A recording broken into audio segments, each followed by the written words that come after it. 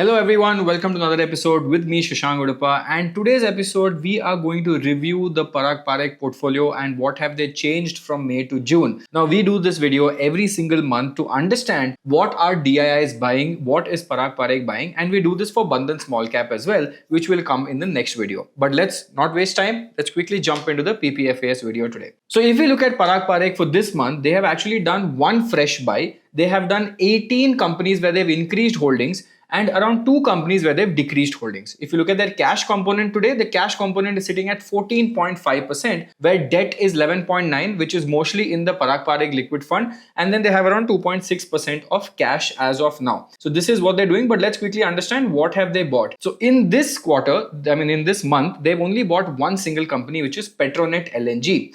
Now, if I look at Petronet LNG, it is in the gas sector, and you saw how there was a lot of problems coming with the entire gas space, and the liquefied natural gas was not available due to the war situation that was happening. And now the tankers have slowly started coming in. So when we look at the biggest plants that are there in Dahej, that is basically going to start again, right? Because we did a lot of research on the gas space. I had gone to Goa, and in Goa, we had gone to one of the biggest events there. And in that event, we spoke to IGX, IEX, and a lot of gas companies. And they had mentioned how Dahej is one of the biggest port in India right now. So if you look at Petronet LNG, it is the largest importer of LNG. They take the LNG into that port, right, from other nations. After that, it basically does regasification and then spreads it all across India. So that is what Petronet LNG does. So it operates and runs Dahej, Gujarat, and Kochi, Kerala. And from what I had learned from there, they had said that they're also expanding this entire Dahej plant as well,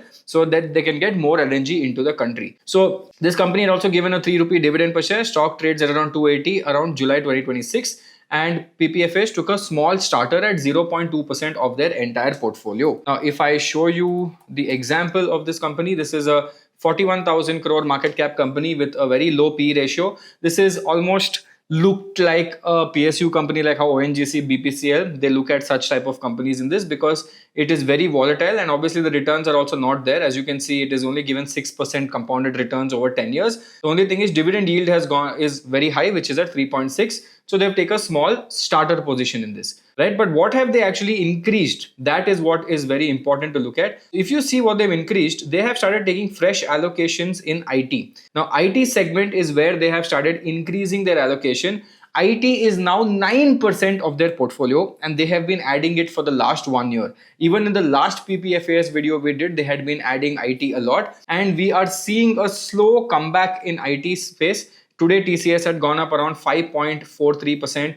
HCL went up a lot. This is because obviously the IT sector is still bleeding. They have not done any change in what they have to do, but they have constantly been growing. Now, even though TCS shows that the result was 14% up, it was actually not 14% up. If you remove the currency fluctuation and currency depreciation that happened in India, the real growth rate was 0.4%. So the only advantage here is that they have now reached extreme valuations. They have reached valuations that have become very stupid. Like, for example, TCS trades at a P ratio of 14.8 and trades at 2.5 times price to sales. And this is the leader of IT services. The only reason it actually went up was because they have started counting AI services revenue, and they're saying AI services revenue is basically doing well. Now, what is AI services revenue? It's the same developers. They've been upskilled with AI, and now they manage AI projects for other countries and other companies as well. So that is what they're doing right now. So AI business is basically growing a lot, right? So you can see here, growth is always there. IT segment is not going to have a problem. These are massive companies, but there was a lot of growth coming in this TCS, and because of TCS, HCL's result came out. HCL also did well.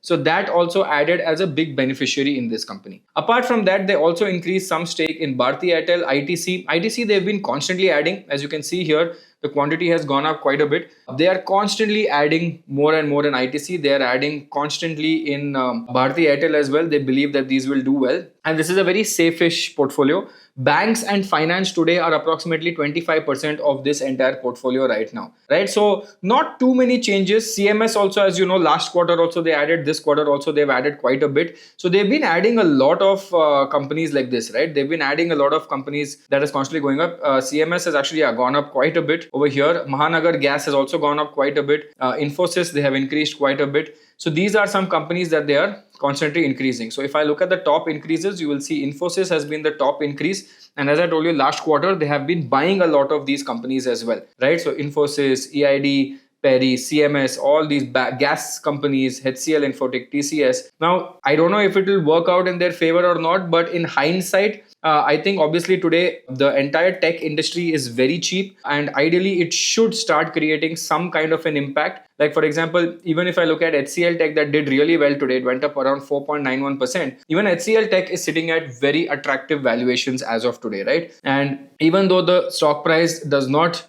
give proper justice, because as you can see, it has fallen almost from 2000 levels to 1000. It's actually corrected 50% right now, HCL. But now they are seeing that, it has become quite cheap and quite attractive. And that is why the affordability factor has also kicked in. ITC, I think they're playing a very defensive game with ITC, which is very good. Again, it's a dividend yield play. Bharti Airtel, I think this is the only company in India that has the opportunity to grow because they are continuing to increase the average revenue per user, also known as ARPU. Kotak Bank is also something they've added. CMS, they're adding a lot of CMS. Again, this is a cash management company. It is doing not very great in the last few months or quarters. As you can see, it is also sitting at 14.5. But the way I see it, they have accumulated a lot of companies at very low valuations. And that is usually how PPFAS plays out, right? That is usually how they play out. They don't play out too aggressive. They play out quite safe-ish only is what they play, right? But again, no idea. We will come to know. If you look at their weights right now, I think HDFC is the biggest weight at 8.33%.